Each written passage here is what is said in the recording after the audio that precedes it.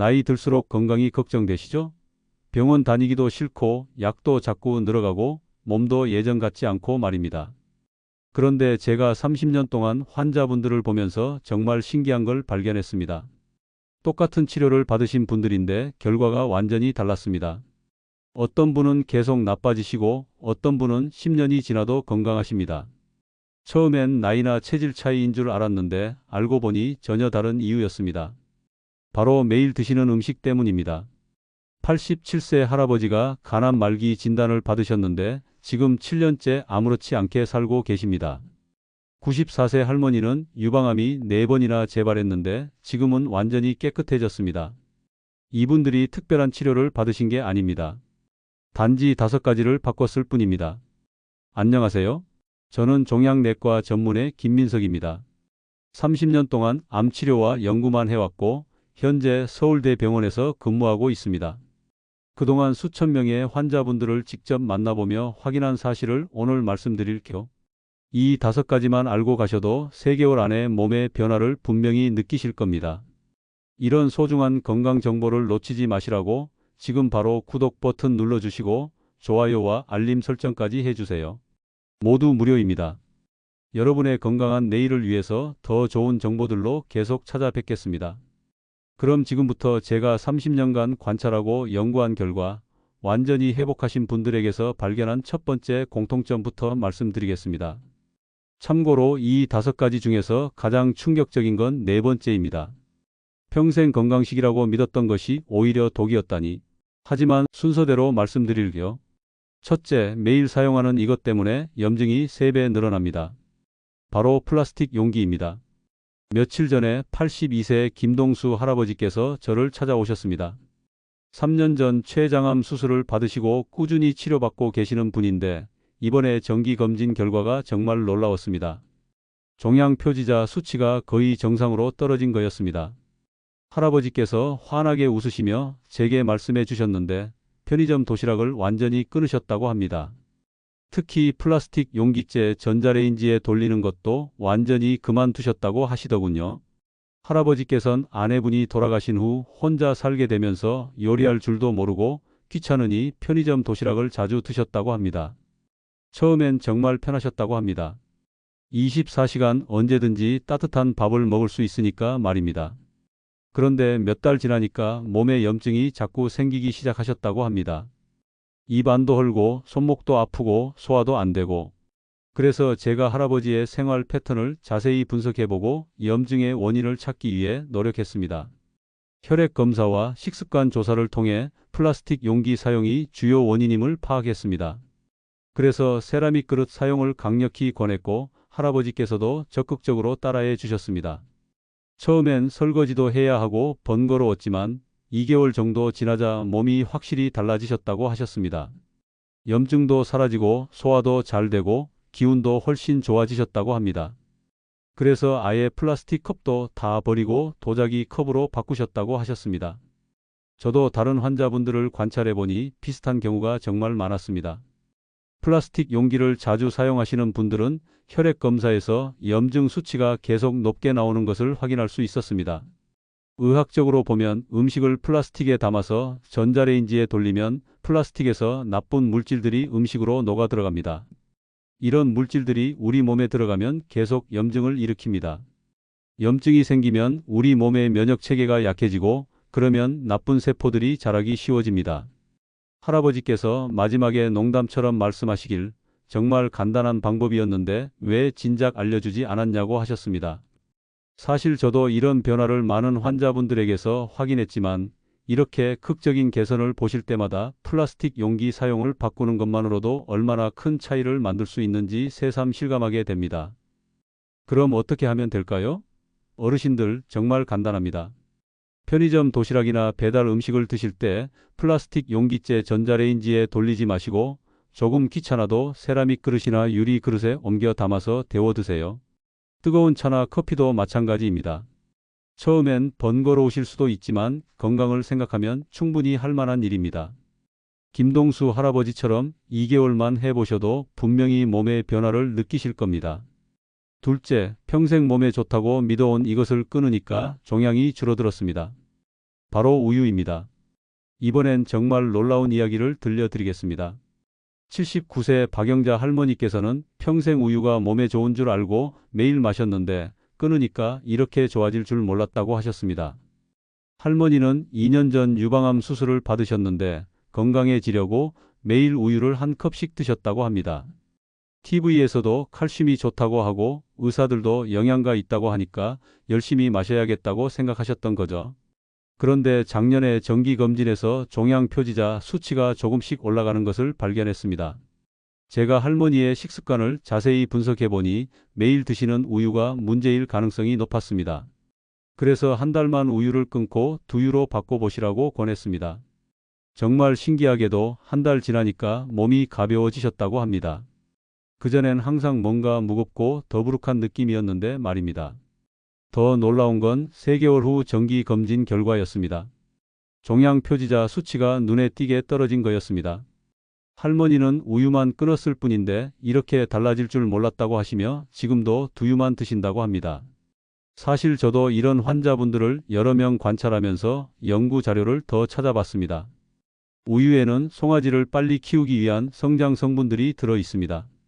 이런 성분들이 사람 몸에 들어가면 모든 세포의 성장을 촉진시킵니다. 좋은 세포도 빨리 자라지만 나쁜 세포도 함께 빨리 자라는 거죠. 특히 우리나라에서 우유를 많이 마시기 시작한 1980년대부터 유방암 환자가 급격히 늘어나기 시작했습니다. 옛날 시골에서는 유방암 환자를 찾아보기 어려웠는데 지금은 주변에서 흔히 볼 수 있게 되었습니다. 박영자 할머니께서 마지막에 말씀하시길 평생 좋다고 믿고 마신 우유가 독이었다니 참 아이러니하다고 하셨습니다. 이제는 두유가 훨씬 맛있게 느껴진다고 하셨습니다. 어르신들도 우유를 완전히 끊기 어려우시다면 서서히 줄여가시면 됩니다. 우유 대신 두유나 아몬드 우유로 바꿔보시고 치즈 대신 두부를 더 많이 드세요. 요구르트도 코코넛 요구르트나 무가당 제품으로 바꿔보시면 좋습니다. 몸에 좋다고 평생 믿어왔던 것도 용기 내어 바꿔보시면 분명히 좋은 결과가 있을 겁니다. 이제 절반 지났는데 다음 이야기는 정말 특별합니다. 30년 동안 치킨집을 운영하시던 분의 놀라운 변화 이야기입니다. 셋째, 한국인이 가장 사랑하는 이 음식이 암세포에게 최고의 환경을 만들어줍니다. 바로 튀긴 음식입니다. 67세 이철호 사장님인데 30년 동안 치킨집을 운영하셨던 분입니다. 2년 전 폐암 진단을 받으시고 저를 찾아오셨는데 최근 검진 결과가 놀라웠습니다. 사장님께서 말씀해 주시길 치킨집을 운영하면서 매일 튀김 연기를 마시고 본인도 치킨을 자주 드셨다고 합니다. 건강에 좋지 않다는 건 알았지만 생계를 위해 어쩔 수 없었다고 하시더군요. 그런데 암 진단을 받으시고 나서 저와 상담을 통해 생활 습관을 전면적으로 개선하기로 하셨습니다. 제가 권한 첫 번째가 직접적인 튀김 조리를 중단하고 직원에게 맡기는 것이었고, 두 번째가 개인적으로 튀긴 음식을 완전히 끊는 것이었습니다. 또한 주방 환기 시설을 대폭 개선하고 조리 시간을 줄여서 유독 가스 노출을 최소화하도록 했습니다. 사장님께서 생계 유지와 건강 관리를 동시에 해결하는 현실적인 방안을 적극적으로 실행해 주셨습니다. 닭고기는 삶거나 구워서만 드시고 다른 튀긴 음식도 일체 드시지 않으셨다고 합니다. 처음엔 정말 힘드셨다고 합니다. 직접 조리하지 않으니까 답답해 하셨고 좋아하던 튀긴 음식을 끊는 것도 쉽지 않았다고 하셨습니다. 하지만 본인과 가족들을 위해서라도 꼭 건강해지고 싶으셨다고 합니다. 6개월 후 첫 정기 검진에서부터 변화가 나타나기 시작했습니다. 염증 수치가 현저히 떨어졌고 1년 후에는 종양 크기도 줄어들었습니다. 이번 2년차 검진에서는 거의 정상에 가까운 결과가 나왔습니다. 사장님께서 말씀하시길 몸이 이렇게 가벼워질 줄 몰랐다고 하셨습니다. 그전엔 항상 기침이 났는데 지금은 완전히 사라졌고 숨쉬기도 훨씬 편해졌다고 합니다. 의학적으로 분석해보면 튀긴 음식을 드시는 모든 분들에게 해당하는 이야기입니다. 기름을 180도 이상으로 가열하면 분자 구조가 완전히 바뀝니다. 자연에는 존재하지 않는 트랜스 지방이 만들어지는 거죠. 이렇게 만들어진 튀긴 음식을 드시면 트랜스 지방이 우리 몸에 들어가서 세포막을 딱딱하게 만들어 산소와 영양분의 흐름을 차단합니다. 암세포는 산소를 싫어하는데 트랜스 지방 때문에 정상 세포는 산소를 못 받고 오히려 암세포만 유리해지는 상황이 벌어집니다. 또한 반복 사용하는 기름에서는 벤조피렌이라는 강력한 발암 물질이 생성되는데 이것도 튀긴 음식을 통해 우리 몸에 들어오게 됩니다. 실제로 우리나라에서 치킨 소비량이 급격히 늘어난 1990년대부터 대장암 발병률도 함께 증가하기 시작했습니다. 특히 젊은 층에서도 대장암이 늘어나는 추세는 튀긴 음식 섭취와 무관하지 않다고 봅니다. 그럼 어떻게 하면 될까요? 치킨 대신 삶은 닭고기나 구운 닭고기를 드세요. 감자튀김 대신 찐 감자나 구운 감자로 바꿔보시고요. 어쩔 수 없이 기름을 쓰실 때는 올리브 오일이나 아보카도 오일을 저온해서 사용하세요. 연기가 나기 시작하면 이미 트랜스 지방이 생성되는 온도입니다. 이철호 사장님처럼 처음엔 어려우실 수 있지만 건강을 위해서라면 충분히 할 수 있는 일입니다. 자, 이제 정말 충격적인 이야기가 남았습니다. 네 번째와 다섯 번째인데요. 특히 네 번째는 여러분이 정말 놀라실 겁니다. 넷째, 건강하려고 매일 드신 이것이 혈당을 200까지 올리고 설탕보다 더 위험한 이것의 정체, 바로 과일 주스입니다. 74세 정순자 할머니의 이야기를 들려드리겠습니다. 할머니는 당뇨병도 있으시고 대장암 수술도 받으셨던 분인데 최근 검진 결과가 정말 놀라웠습니다. 할머니께서는 건강하려고 매일 아침마다 과일 주스를 만들어 드셨다고 합니다. 사과, 당근, 케일, 바나나를 넣고 정성스럽게 갈아서 마시셨다고 합니다. 혈당에 좋다는 여주까지 넣어서 말입니다. 그런데 몇 달 지나도 혈당이 계속 200을 넘나들었다고 합니다. 당뇨 전 단계를 넘어서 당뇨병 진단을 받을 수준이었죠. 할머니는 정말 당황하셨다고 합니다. 건강한 재료들로만 만든 주스인데 왜 혈당이 오르는지 이해가 안 되셨거든요. 제가 자세히 분석해보니 할머니가 마시시던 과일 주스 한 잔에는 각설탕 15개분의 당분이 들어 있었습니다. 아무리 건강한 재료라도 액체 상태로 만들면 흡수가 빨라져서 혈당을 급격히 올리는 거였죠. 그래서 과일 주스를 끊고 과일은 껍질째 반 개씩만 드시도록 권했습니다. 또한 숨어있는 설탕들도 모두 찾아서 끊으시도록 했습니다.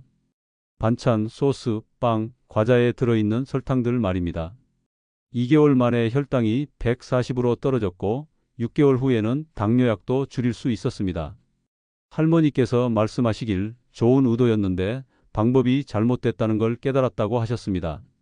의학적으로 보면 암세포는 정상세포보다 포도당을 20배나 더 많이 소비합니다.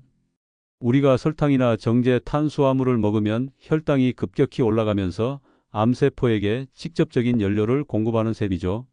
실제로 당뇨병 환자의 암 발병률이 일반인보다 훨씬 높습니다. 간암은 74%, 췌장암은 무려 200%나 높죠. 혈당이 높다는 건 혈액 속에 포도당이 넘쳐난다는 뜻이고 암세포 입장에서는 무제한 뷔페가 차려진 것과 같습니다. 가장 무서운 건 무의식적으로 먹는 숨은 당분들입니다.